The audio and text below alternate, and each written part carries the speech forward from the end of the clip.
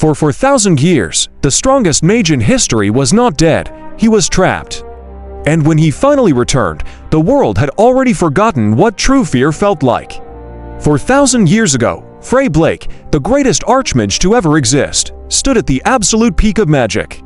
Kings bowed before him, demons feared his name. Even the gods watched him closely, wary of his power. He was a force of nature, a living legend whose influence shaped the world. But at the very height of his power, he simply vanished. There was no epic battle, no corpse was ever found.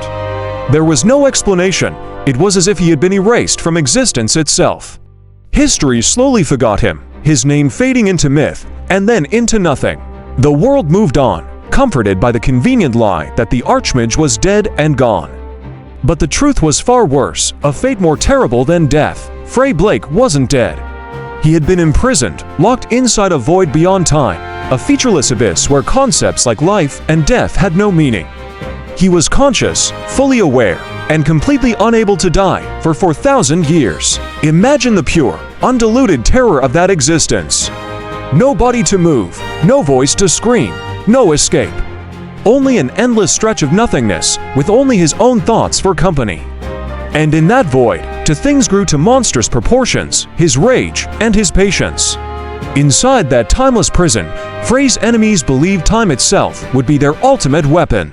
They thought that centuries of isolation would shatter his mind, break his spirit, and reduce the legendary Archmage to a gibbering wreck. They were catastrophically wrong. Instead of breaking, his hatred was sharpened to a razor's edge.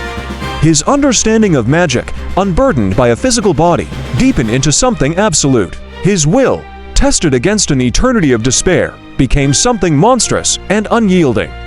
While entire civilizations rose and fell on the outside, while empires turned to dust and new histories were written, Frey Blake simply waited. He learned, he planned, and he endured. And then, after 4 millennia, something impossible happened. The prison shattered. Frey awakens, not in his own powerful body, but in the frail, weak form of a young, bullied student. A complete nobody in a world that has been twisted beyond recognition. This new era is ruled by a council of beings called the Nine Lords.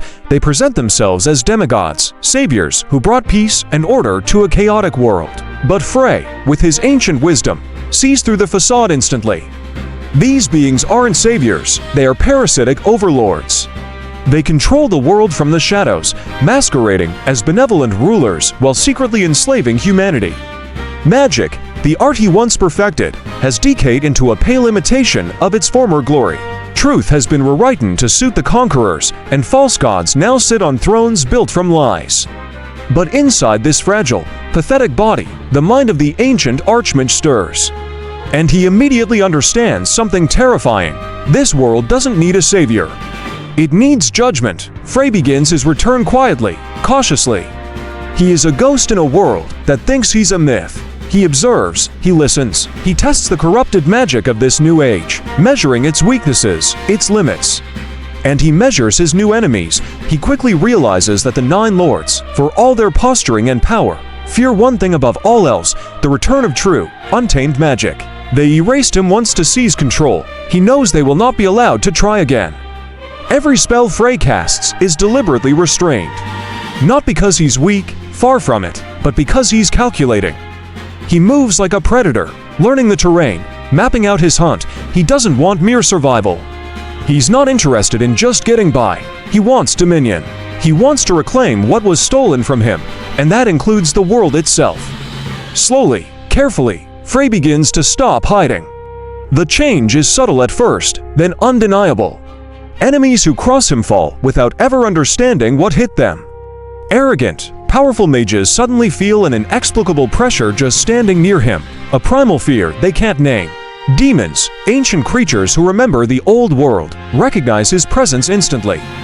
And they panic. This is not a hero's story. Frey Blake does not save people out of kindness or a sense of justice. He reclaims his authority. He punishes disrespect. When enemies threaten him, he doesn't negotiate or offer mercy. He erases them from existence. His actions are not born from malice, but from an absolute certainty of his own superiority. He is the rightful king returning to a kingdom of usurpers. And for the first time in centuries, the so-called demigods, the Nine Lords, begin to feel something they thought was impossible: fear, a cold, creeping dread that whispers of an ending they never foresaw. But Frey knows the truth: the Nine Lords are puppets. The corrupt mages are pawns. His real enemies aren't humans, they aren't even demons. They are the beings who call themselves gods, the very entities who orchestrated his downfall. He remembers exactly who conspired to imprison him 4,000 years ago. He remembers their arrogance, their power, and their betrayal. This isn't just about revenge for his stolen life, this is an execution.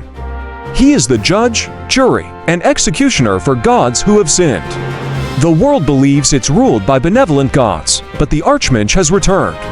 And those gods are about to remember why, 4,000 years ago, they feared him more than anything else in the cosmos. Would you bow to his absolute power, or would you dare to resist? Let me know your choice in the comments below. Thanks for watching, and don't forget to subscribe for more epic recaps.